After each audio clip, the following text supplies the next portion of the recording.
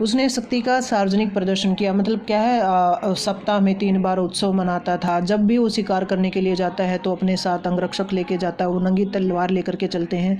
दूर दूर से लोग उसका उत्सव देखने के लिए आता है। तो वो शक्ति का सार्वजनिक प्रदर्शन अपनी शक्ति प्रदर्शित करता है कि लोग भय खाने लगे।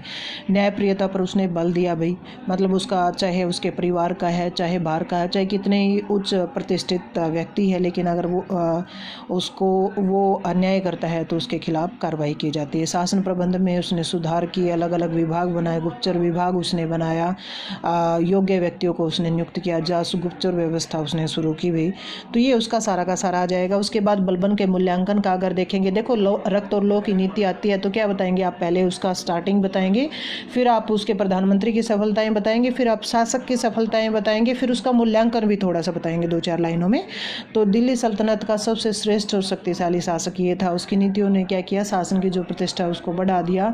लोग क्या है, जो शासक है उसका सम्मान करने लगे। दमनकारी नीतियों से कुछ लोग उसके विरुद्ध भी हो गए थे, और वो न केवल अपने मुस्लिम धर्म का बल्कि अन्य धर्मों का भी सम्मान करता था। न्यायप्रिय शासक था।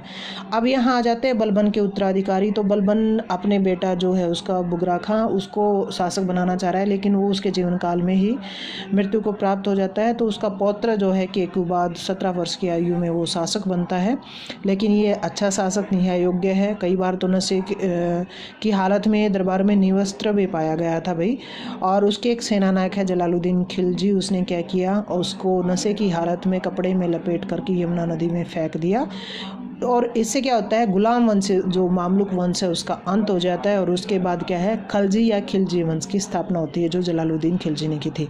तो आज हमने इतना ही पढ़ना था। हम गुलाम वंश अपना पूरा कर चुके हैं। जो आपको इम्पोर्टेंट चीज़ें थी वो सारी की सारी हम बता चुके हैं।